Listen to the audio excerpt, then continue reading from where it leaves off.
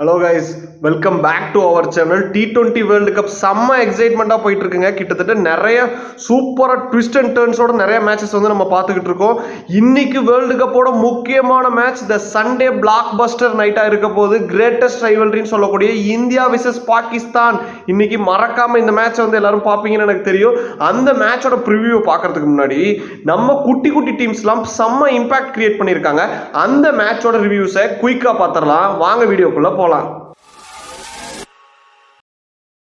T20 world கப்போட first upset Pakistan versus USA. இந்த மேட்ச்ல என்ன நடந்துச்சு அப்படின்றத பார்த்தீங்கன்னா, யூஎஸ்ஏ வந்து ஃபர்ஸ்ட் வந்து பவுலிங் சூஸ் பண்ணியிருந்தாங்க. பாகிஸ்தான் வந்து 159 மட்டும்தான் அவங்களால அடிக்க முடிஞ்சிருச்சு. யூஎஸ்ஏ பவுலர்ஸ் வந்து நல்லாவே ரெஸ்ட்ரிக்ட் பண்ணியிருந்தாங்க. பாபர் அசம் அண்ட் சதாப் கான் அவங்க ரெண்டு பேர் மட்டும் தான் 40s அடிச்சிருந்தாங்க. 159 வந்து போதும், நம்ம கிட்ட தான் 4 ஃபேசர்ஸ் கன் ஃபேசர்ஸ் இருக்காங்களே, முகமது அபீர், ஷகின் ஷா அஃப்ரிடி, ஹாரிஸ் ராஃப், நசீம் ஷாலாம் இருக்காங்களே, அவங்களை ரெஸ்ட்ரிக்ட் பண்ணிடலாம் அப்படின்னு வந்து அவங்க நினைச்சிருக்கலாம். கண்டிப்பாக அதுக்கு வந்து யூஎஸ்ஏ பேட்டர்ஸ் வழியே விடலை அப்படின்னே சொல்லலாம். Monank Patel the captain leading from the ஃப்ரண்ட்டுங்க. அவர் வந்து ஒரு இந்தியனுங்கிறது நம்ம எல்லாருக்குமே தெரியும்.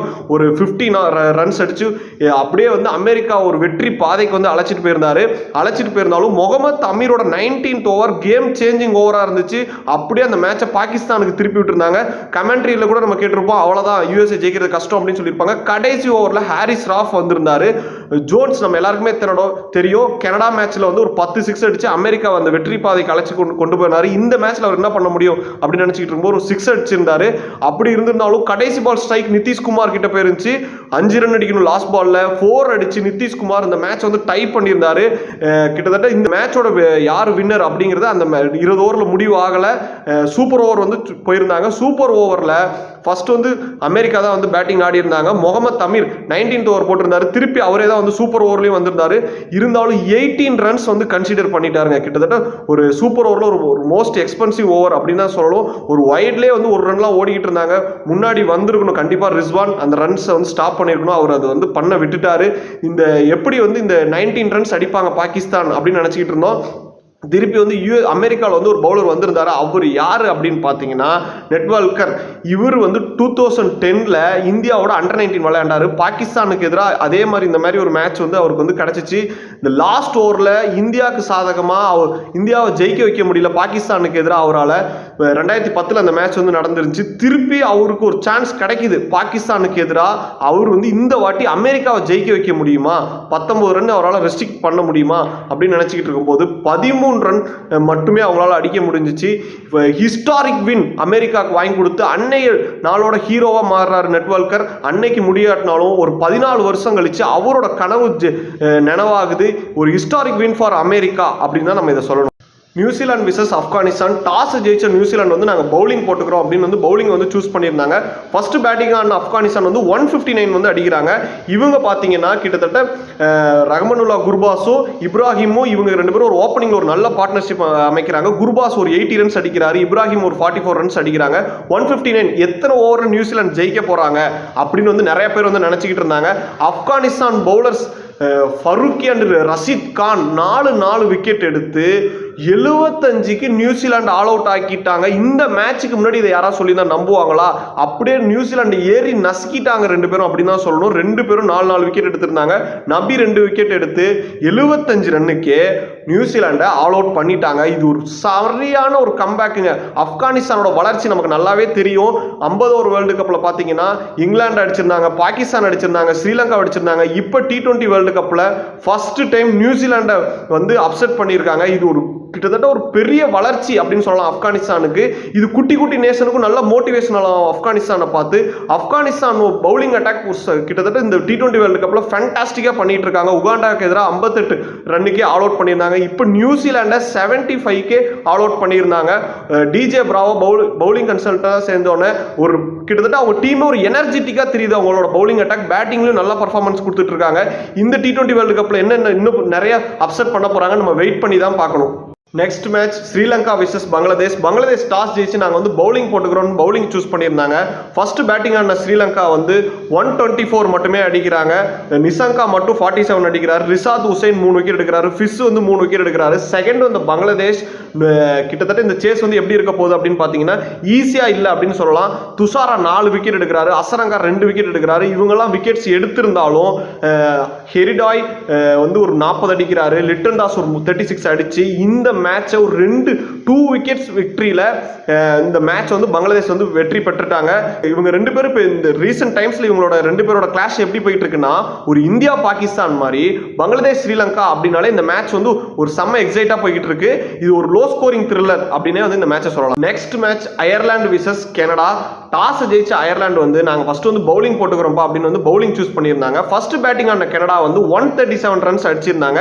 இந்த செகண்ட் வந்து 137 எப்படி வந்து சேஸ் பண்ண போறாங்க அயர்லாந்து அப்படின்னு நினைச்சிட்டு இருக்கும்போது அயர்லாண்டை சேஸ் பண்ண விடல அப்படின்னு தான் சொல்லணும். கனடாவோட பவுலர்ஸ் 125 அப்படியே வந்து அயர்லாண்டை வந்து ஸ்டாப் பண்ணிட்டாங்க அப்படின்னே சொல்லலாம். கனடா பவுலர்ஸ் ஃபேண்டாஸ்டிக்கா பவுலிங் போட்டு கனடாவுக்கு ஃபர்ஸ்ட் வெற்றி இன் T20 வேர்ல்டு கப்பை வாங்கி கொடுத்திருந்தாங்க. Next match South Africa versus Netherlands. இந்த மேட்ச்ல வந்து ஃபர்ஸ்ட் டாஸ் ஜெயிச்ச சவுத் ஆப்பிரிக்கா பாத்தீங்கன்னா நாங்க வந்து பவுலிங் போட்டுக்கிறோம் அப்படின்னு வந்து பவுலிங் சூஸ் பண்ணியிருந்தாங்க. ஃபர்ஸ்ட் பேட்டிங் ஆன நெதர்லாண்ட்ஸ் 103 ரன் மட்டும் தான் அடிக்க முடிஞ்சு. பேட்மேன் வந்து 4 விக்கெட்ஸ் வந்து எடுத்திருந்தாரு. செகண்ட் வந்து இந்த சேஸை எப்படி சவுத் ஆப்பிரிக்கா வந்து ஈஸியா அடிச்சிருவாங்களா அப்படின்னு நினைச்சிட்டு இருக்கும்போது நெதர்லாந்து பவுலர்ஸ் அதுக்கு வாய்ப்பே கிடையாதுன்ற மாதிரி 20 ரன்ஸுக்கு 4 விக்கெட் எடுத்து அடுத்த அப்செட் இந்த T20 வேர்ல்டு கப்ல பார்க்க போறோமா? நமக்கு தெரியும் 50 ஓவர் வேர்ல்டு கப்ல நெதர்லாண்ட்ஸ் வந்து சவுத் ஆப்பிரிக்கா அடிச்சிருந்தாங்க. அதே மாதிரி நடக்க போதா அப்படின்னு நினைச்சிட்டு இருந்தோம்.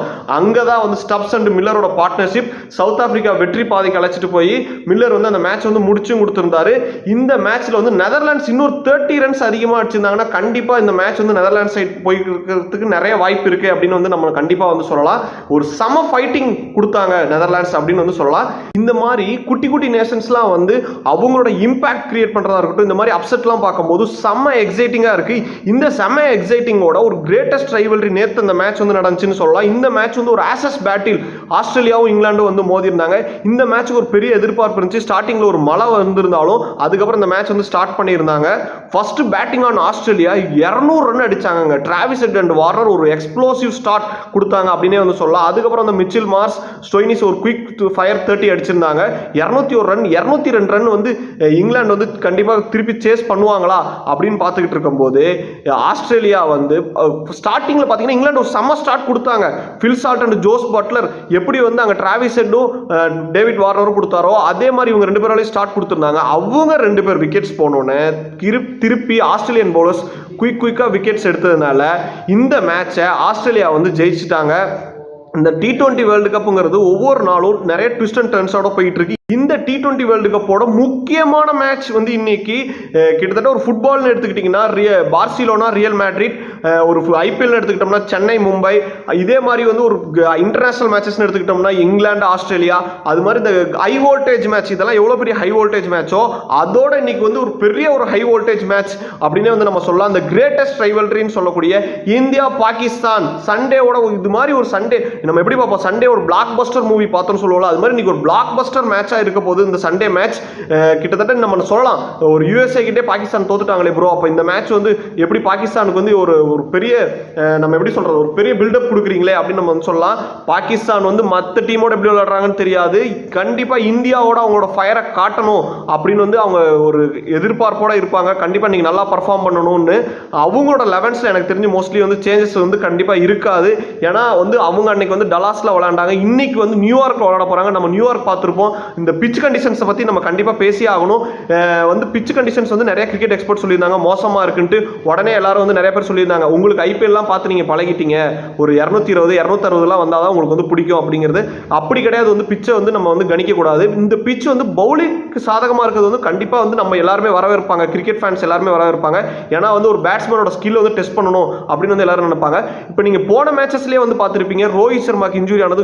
ஏன் அப்படி சொல்றாங்க அப்படின்னு பாத்தீங்கன்னா ஒரு பவுன்ஸுங்கிறது இப்போ இந்த பால் இங்க பட்டு இங்க வருது, ஒரு இடுப்பு வரைக்கும் வருது அப்படின்னு பாத்தீங்கன்னா அடுத்த பால் திடீர்னு தலைக்கு வருது. இந்த மாதிரி வந்து ஒரு பவுன்ஸ் வந்து கரெக்டா அந்த பிச்சோட கண்டிஷன்ஸ் பார்த்தீங்கன்னா கணிக்கவே முடியல, எங்கே பவுன்ஸாக எங்கே வருது அப்படிங்கிறது வந்து நம்ம டோட்டலி கணிக்கவே முடியல.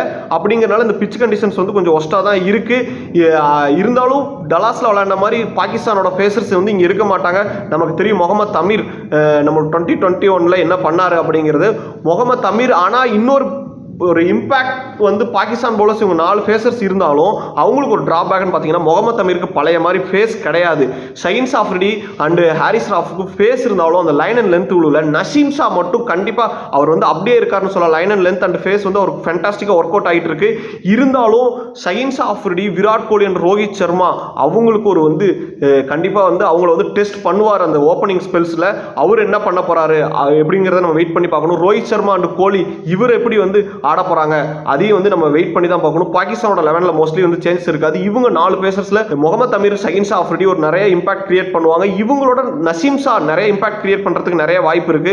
அங்க நம்ம இந்தியன் சைட்ல இருந்து எடுத்துக்கிட்டோம்னா பும்ரா, கண்டிப்பா பும்ரா அண்ட் ஹர்ஷதீப் சிங் இவங்க 2 பேரும் அவங்களோட இம்பாக்ட் கிரியேட் பண்ணுவாங்க. ஹர்திக் பாண்டியா ஆல்சோ இவங்க 3 பேரும் நிறைய இம்பாக்ட் கிரியேட் பண்றதுக்கு நிறைய வாய்ப்பு இருக்கு.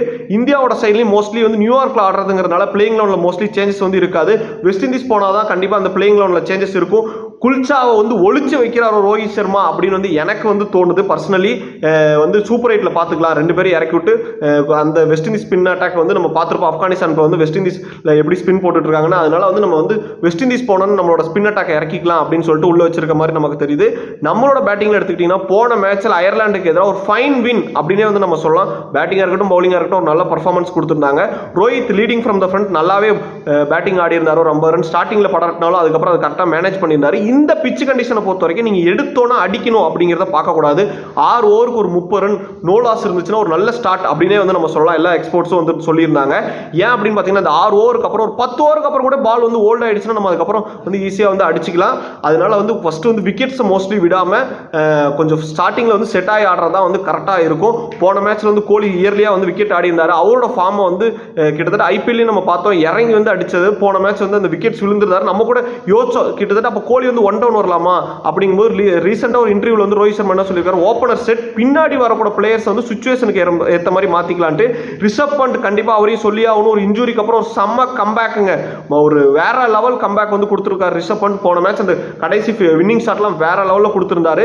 இந்த மேட்ச்ல அவரோட இம்பாக்டும் கண்டிப்பா வந்து அதிகமா இருக்கும். பாகிஸ்தான் வந்துட்டாலே இந்தியா பாகிஸ்தான் சொல்றதோட கோலி விசஸ் பாகிஸ்தான் அப்படின்னே சொல்லலாம். கோலி வந்து பாகிஸ்தானுக்கு எதிராக நிறைய மேட்சஸ் வந்து நமக்கு முடிச்சு கொடுத்துருக்காரு. இங்க எப்படி கோலி சொல்றோமோ அங்க பாத்தீங்கன்னா ரிஸ்வான் இந்தியாவுக்கு எதிராக வந்து நல்லாவே பர்ஃபார்மன்ஸ் பண்ணி கொடுத்துருப்பாரு. இந்தியாவோட பிளேயிங் லெவன்லயும் மோஸ்ட்லி வந்து சேஞ்சஸ் இருக்காது. இன்னைக்கு டாஸ் ஒரு பெரிய ஃபேக்டரா இருக்கும். கண்டிப்பா பாத்தீங்கன்னா வந்து ஃபர்ஸ்ட் யார் பவுலிங் எடுக்கிறாங்களோ அவங்களுக்கு வந்து ஒரு பெரிய இம்பாக்ட் கிரியேட் பண்றதுக்கு நிறைய வாய்ப்பு இருக்கு. இப்போ நீங்க டாஸை ஜெயிச்சு ஃபர்ஸ்ட் பவுலிங் போட்டு ஒரு 150 ரெஸ்ட்ரிக்ட் பண்ணிட்டீங்கன்னா அந்த சேஸை வந்து நீங்க கண்டிப்பா வந்து பண்ணிடலாம். அதனால இந்தியா வந்து டாஸை ஜெயிச்சு ஃபர்ஸ்ட் வந்து பவுலிங் எடுப்பாங்க அப்படின்னு தான் வந்து நம்ம நம்பலாம். ஃபர்ஸ்ட் டாஸ் ஜெயிச்சு பவுலிங் எடுக்கிறத நிறைய வாய்ப்பும் இருக்கு. இந்த கண்டிஷன்ஸ்ல என்னென்ன பண்ண போறாங்க அப்படிங்கிறத நம்ம வெயிட் பண்ணி தான் பார்க்கணும். கரெக்டாக வந்து டாப் பேட்ஸ்மேன்ஸ் அப்படின்னு பார்த்தீங்கன்னா இன்னைக்கு எடுத்துக்கிட்டோம்னா விராட் கோலி, இந்தியா சைட்லேருந்து பார்க்கும்போது விராட் கோலி, ரோஹித் சர்மா, ரிஷப் பண்ட் சொல்லலாம். அவங்க சைட்லேருந்து எடுத்துக்கிட்டிங்கன்னா முகமது ரிஸ்வான், பாபர் அசம், இஃப்திகார் சொல்லலாம். பவுலிங்லேருந்து எடுத்துக்கிட்டோம்னா நம்ம பவுலிங் அட்டாக்ல பும்ரா, ஹர்ஷதீப் சிங், ஹர்திக் பாண்டியா சொல்லலாம். அவங்க சைட்லேருந்து எடுத்துக்கிட்டோம்னா ஷஹீன் ஆஃப்ரிடி, நசீம் ஷா, ஹாரிஸ் ராஃப் இவங்க 3 பேரும் ஒரு இம்பாக்ட்ஸை கிரியேட் பண்ணுவாங்க அப்படின்னு வந்து எனக்கு தோணுது. உங்களோட கமெண்ட்ஸ் அண்ட் ப்ரிடிக்ஷன்ஸையும் நீங்கள் வந்து கமெண்ட் செக்ஷனில் போடுங்க. நான் வந்து அந்த கமெண்ட்ஸை படிக்கிறேன். இந்த மாதிரி இன்ட்ரெஸ்டிங்கான வீடியோஸ் பார்க்கணும்னா நம்ம கிரிக் நியூஸ் வந்து ஃபாலோ பண்ணிக்கோங்க, சப்ஸ்கிரைப் பண்ணிக்கோங்க. இந்த வீடியோ பிடிச்சிருந்தா உங்களோட ஃப்ரெண்ட்ஸுக்கும் வந்து ஷேர் பண்ணுங்க. இந்த ரைவல்ரியை யார் ஜெயிக்க போறாங்கிறதையும் கமெண்ட் செக்ஷன்ல போடுங்க. லேட்டஸ்ட் கிரிக்கெட் அப்டேட்ஸை பார்க்கணும்னா நம்ம Cric News official Insta page வந்து ஃபாலோ பண்ணிக்கோங்க. தேங்க்யூ ஃபார் வாட்சிங் அஸ். இன்னொரு வீடியோவில் சந்திப்போம். டாடா, பை பை.